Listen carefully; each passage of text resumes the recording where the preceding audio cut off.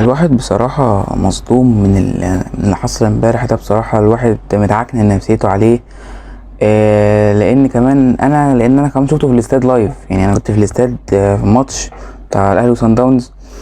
شفت كل حاجة بعناية قبل الماتش وبعد الماتش وفي وسط الماتش وكل حاجة بالتفاصيل. فالواحد حزين على اللي حصل ده. يا جماعة ده مش اداء. هل ده كان اداء النادي الاهلي اللي احنا عارفينه؟ لا.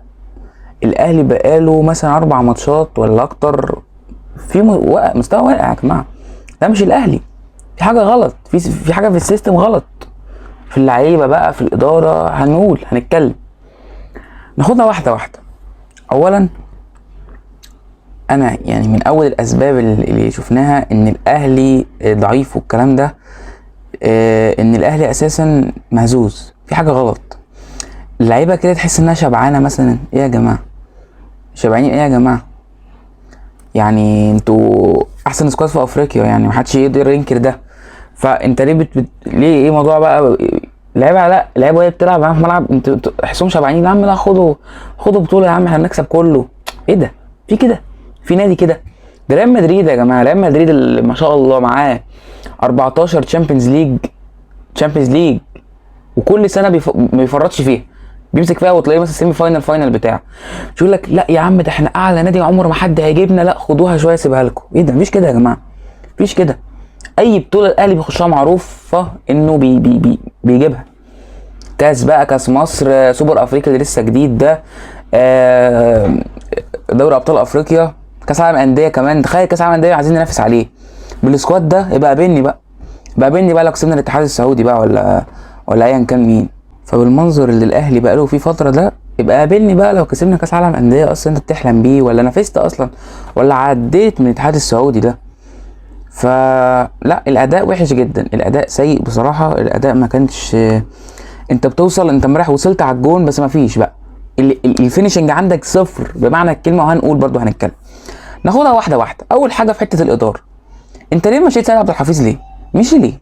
عايز اعرف. ما فيش حد قال سبب بقى. اصل عايزين نجدد، عايزين نعمل تجديد.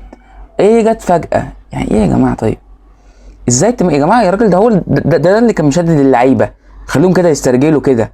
اي حكم كان بيخاف منه يعمل له حساب.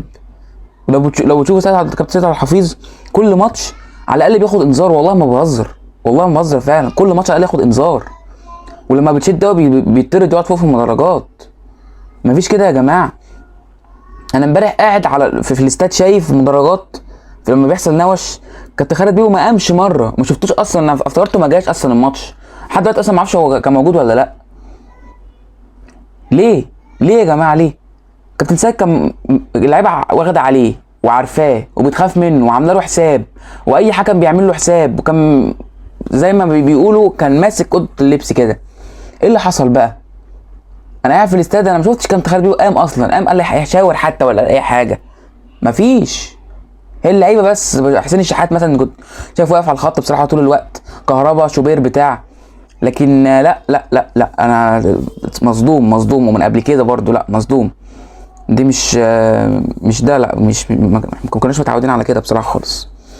الاداره فيها ايه؟ الاداره حتى كمان نفسها يا جماعه دي من الصفقات يا جماعه نجيبها. واحد زي موديس ده مثلا، وموديس ده انت جبته ليه؟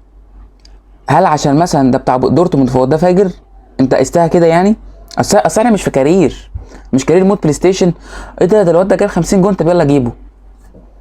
مش تبص على سن اللعيب هيجي يتاقلم ولا لا؟ المعيشه هتبقى عامله ازاي؟ اللغه بتاعته ماشي يا سيدي، معاك مترجمين وبتاع. هل ايه عمله؟ الحجه بيقول لك ده لسه كان موقف بقاله 6 شهور، فالبدني بتاعه لسه بيستعيده بيسترجعه. طب ايه يا جماعه؟ هو هيفضل بدني لحد امتى يعني؟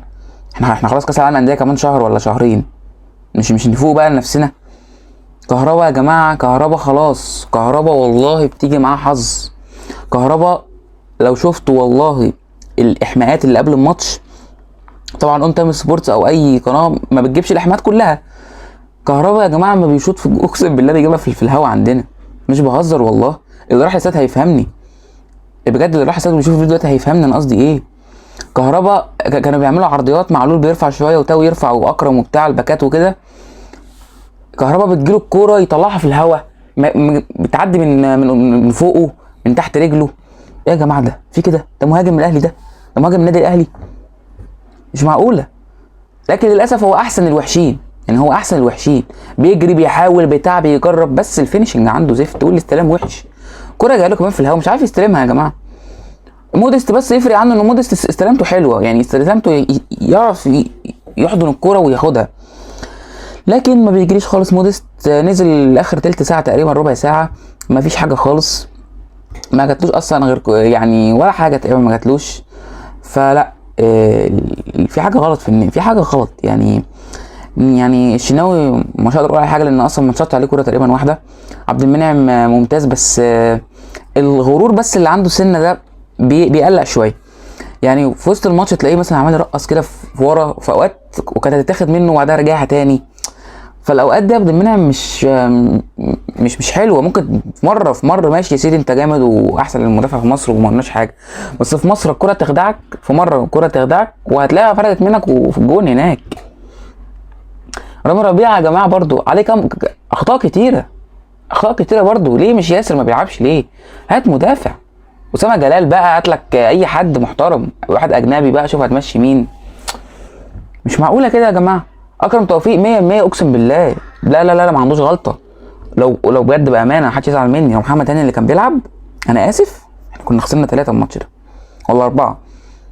اكرم ماسك الوينج الشمال اللي عندهم، قرفه ما بيعديش، ماسك فيه قرفه كده. هي دي ميزه اكرم، سلايد تاكل وبتاع. بس النصيحه مني ان اكرم يهدى شويه، لان العشم اللي زياده فيه، الغشوميه اللي فيه هتجيب له رباط صليبي تاني او اصابه تانيه كبيره زي ما شفناها جات له مرتين قبل كده. بس هو راجل واحسن لعيب في الماتش تقريبا، هو واحد كمان هنتكلم عليه. طب تمام، عندك علي معلول يا جماعه، انا لو طلعت انتقد فيه هيبقى عيب عليا والله، لان الراجل اكبر من كده ان انتقد عليه. الراجل عمل للنادي كل حاجه فوق ال5 سنين ولا 6 سنين اللي جوهم فيها، فما اقدرش خلاص، ما اقدرش انتقده. بس كفايه كده خلاص، يعني كفايه خلاص، جاب اخره يا جماعه. الراجل برضو يا جماعه مش معقول راجل هيلعب طول السنه اساسي من غير بديل يا جماعه، وكبير برضو 34 سنه ولا 33 سنه، كبر خلاص. وده باك كمان، يعني باك اللي هو مطالب منه يرجع يروح ويرجع، يعرض ويدافع ويعمل ويشال. عندك الدبيس مثلا، الدبيس ده حلو، ما تعتمد عليه يعني في الدوري. ماتشات الدوري التعبانه ليه بتلعب معلول؟ مش مستاهله معلول، ريحوا الماتشات اللي زي دي. لا خلاص، يعني ضربه الجزاء مثلا اللي شاطها معلول النهارده وحشه قوي. ده بيقول لي ويليامز بقول لك ايه، روح هناك انا هلعبها لك هناك. يا راجل قويها شويه في المقص فوق، العبها قويه، حطها من تحت شويه تعدي من تحت ايده في النص مثلا كانت دخلت. لا يعني معلول كده انا شايف خلاص بصراحه بامانه، يعني طبعا اسطوره مصريه اقسم بالله، تعملوا تمثال في الاهلي، من احسن محترفين اللي جم في الاهلي واحسنهم كمان. بس كفايه يعني، يبدا بقى يريح شويه، لان مش هينفع يلعب طول السنه عنده 34 سنه اساسي من غير بديل ومن غير راحه، وهننتظر منه كل ماتش يجيب لنا اسيستين. مش هينفع، احنا مش صغير هو على الكلام ده. نخش بقى على نص الملعب، مروان عطيه. مش عارف يا جماعه بصراحه، مروان بقاله من ساعه وفاه والده الله يرحمه، هو مروان تايه في الملعب. يعني تحس تفكيره عند ابوه سيدي الله يرحمه تمام، بس في لعيبه كتير ابوها مات وامها وبتاع. هي انا عارف انها فتره صعبه بس هتعدي، لكن تحسه تايه كده في الملعب، مش في حاجه غلط.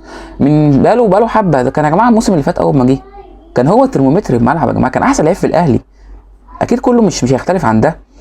السنه دي في حاجه غلط. طب ليه ما بداتش بكوكا مثلا؟ مش عارف بقى، وجهه نظر انا مش فاهمها.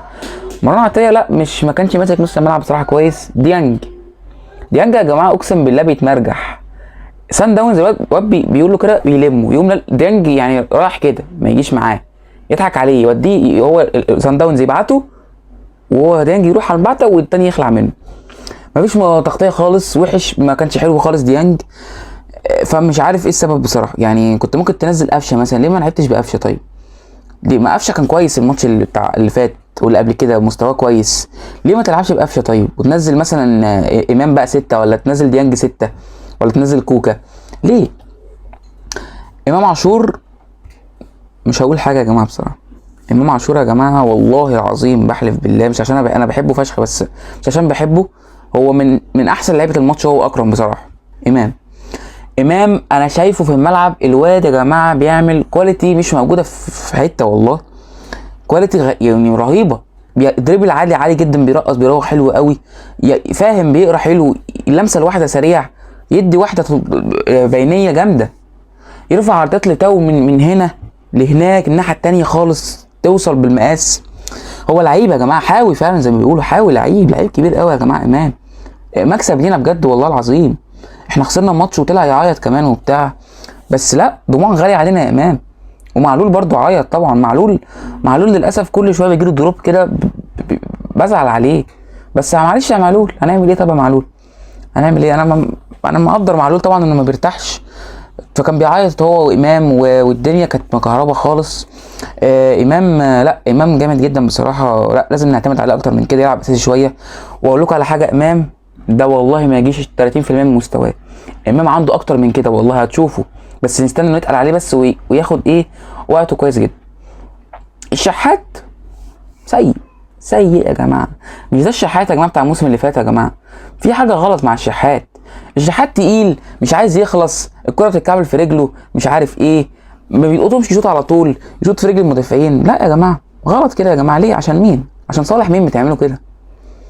عندك كهربا، انا قلت خلاص في اول الفيديو كهربا، لا كفايه كهربا كفايه، ليك على الدكه بقى ونشوف لك حد تاني، لكن للاسف انت احسن الوحشين فهتضطر تلعب اساسي. تاو ما برضه ما شفتوش يعني، جاب كرة في العارضة كانت اوفسايد وحاول يروح شويه ويعدي، بس برضه مش اللي هو خالص. ما حسيتش تاو برضه افادنا بحاجه خالص بصراحه. عبد القادر نزل برضه زي الزفت، كرة مش عارف يرقص اصلا، مش عارف يستلم كمان، مش عارف يرقص، يعني يتحنكش زي ميسي ومش عايز يخلص واحنا خسرانين، بيلعب كانه كسبان 5. الرضا سليم طبعا ربنا يشفيه، بيقولوا ان في اصابه في كتفه هنا في شهرين، ما كملش يا جماعه دقيقتين وخد كتف، اتصاب. والحكم بيقول لك، انا شايف الحكم اقسم بالله قدامي بيعمل كده دايف، بيقول لك عمل دايف ايه؟ دايف ايه ده؟ اتصاب شهرين. هو لو ده هو معلش هو هيدايف ويطلع، هو لسه نازل بقاله دقيقتين؟ يبقى يا سيدي يقول عليه بيمثل لو بيلعب بقاله كتير، ده لسه نازل بقالوش دقيقتين. اكيد اللعيب مش هينزل دقيقتين ويقول لك انا عايز اطلع يعني، اكيد عايز يلعب ويثبت نفسه للجماهير ويجيب جون ويكسب فريقه. غريب قوي الحكم، مستفزني جدا النهارده يا جماعه، خد كميه شتايم من الجماهير.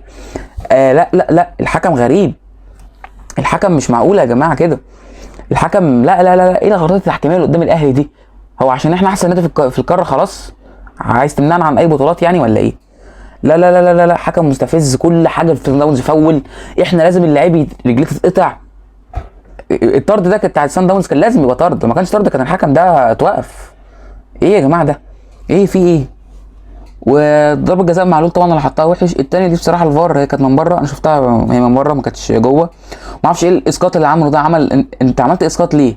اسقاط ايه؟ دي كانت فاول اصلا. فغريب قوي الحكم بصراحه، في حاجه غلط، التشكيله ما كانتش حلوه، انا ما اقدرش احمل حاجه لكولر، الكلام كله للعيبه، تحس اللعيبه شبعانه، اللعيبه بتستهبل وهي بتلعب، ما كانش فيه زي ما قلت غير اكرم وامام بصراحه هم اللي قايلين في الماتش، الباقي كله سيء جدا. معرفش الموضوع ده هيكمل لحد امتى، يا ريت كولر يتدخل ويخلص الموضوع. كولر كل كلامه كان في المؤتمر الصحفي، انا اتعلمت من غلط، انا غلطان، انا اسف نيابه عن جماهير الاهلي ولا نيابه عن اللعيبه، ملايين جماهير الاهلي عايز افرحهم وانا اسف، واي فريق بيحصل دروب وداون ومش عارف ايه، تمام. يا ريت نستفيد من ده، لان جماهير الاهلي ما بتحبش تشوفها في فريقها، ما بتحبش تشوف فريقها بيخسر في اي بطوله، حتى ماتش ودي بتحبش تشوفه بيخسر في ماتش ودي. فاتمنى الموضوع يتعدل ونشوف بقى حوار المهاجم ده، العقده دي تخلص امتى، وعقده سان داونز دي هتتحل امتى، عشان انا تعبت بصراحه. امبارح ما دخلوش والله، ما دخلوا بهجمه علينا واحده، فضلوا يدافعوا، ما تخلص انت بقى. ايه يا جماعه في ايه؟ طب بصراحه ده كان كل اللي عندي، الواحد كان متضايق، كان نفسه يطلع شويه حاجات يعني، اتمنى الموضوع يتحل ونرجع لفريق كويس تاني. ده مش فريق واخد 5 بطولات، دي تاني بطوله تضيع منك، اول بطوله السوبر الافريقي بتاع قدام الاتحاد الجزائري ده ضاع منك 1-0، والنهارده بطوله هي السوبر الافريقي بيضيع تاني، دوري السوبر الافريقي. فمش معقوله كده، لازم نفوق شويه يا جماعه، عندنا دوري، عندنا كاس مصر مهم نهائي، سواء بقى قدام زمالك او بيراميدز، كده الفرقتين هيقرفوك وبس. فاتمنى يكون الفيديو عجبكم، اللي عنده راي تاني يقول اي حاجه في الكومنتات، انا معاكم، بس كده متنسوش تعملوا لايك سبسكرايب. سلام.